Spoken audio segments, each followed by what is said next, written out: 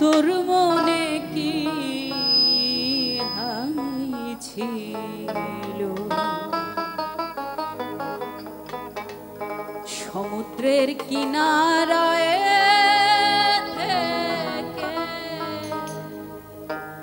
জল বিনে চাতকি মলো সমুদ্রের কিনারায় থেকে জল বিনে চাতকি মলো সমুদ্রের কিনারায় থেকে হায়রে বিধি হায়রে বিধি ওরে বিধি তোর মনে কি হইছে সমুদ্রের কিনারায় থেকে জল বিনে চাতকি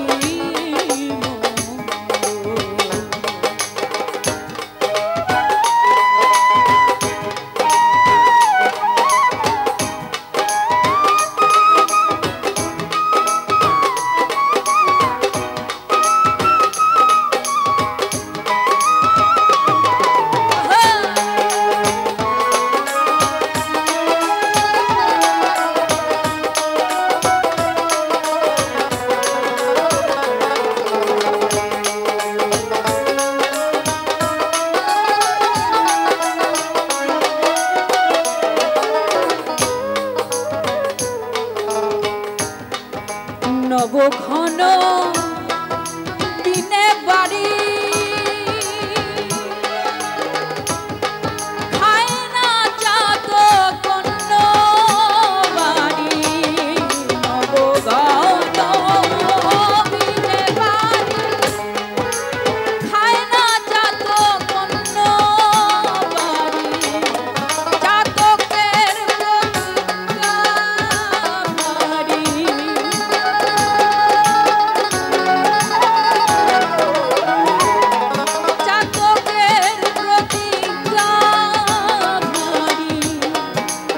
যাবে প্রাণ সেও ভালো সমুদ্রের কিনারায় থেকে জল বিনে চাতকি মলো সমুদ্রের কিনারায় থেকে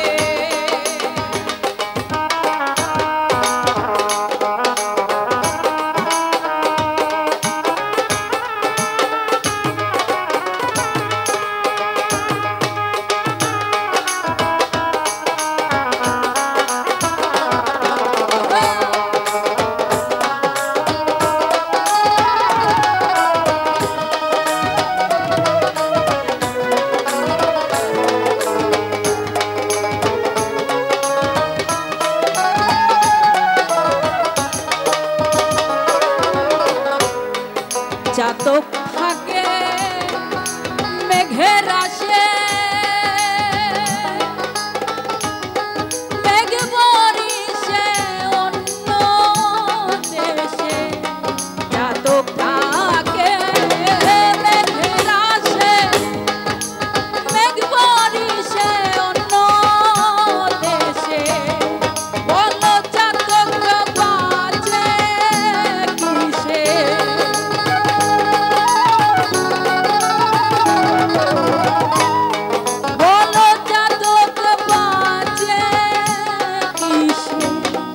ওষ্ঠাগত প্রাণাকুল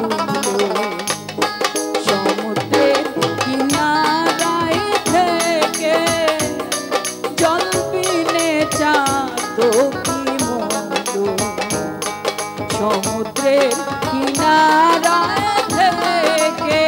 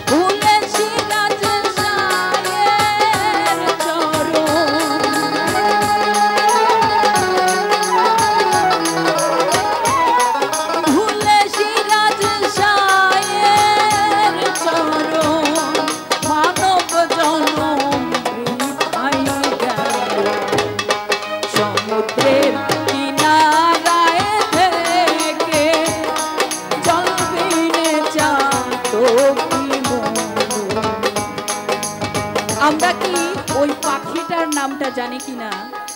অনেক সময় দেখা যায় যে সমুদ্রের কাছাকাছি ছোট ছোট কিছু পাখি মরে পড়ে আছে।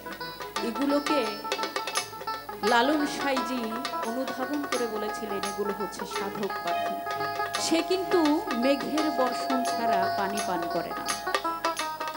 কত বছর আগে লালন সাঁইজি এই বিষয়টা অনুধাবন করে বলেছিলেন নিজেকে সেই পাখির মতন সাধনার জায়গায় বসিয়ে, যে সৃষ্টিকর্তার সান্নিধ্যের আশায় সাধনা করার জন্য বলেছেন, সাধু সঙ্গের কথা বলেছেন, ভালো মানুষের সঙ্গে মেশার কথা বলেছেন। সেই চাতকের মতোই সাধনা করতে হবে আমাদের এই জগৎ সংসারের কাজের বাইরেও সৃষ্টিকর্তাকে পাওয়ার আশায়। হায় রে বিধিও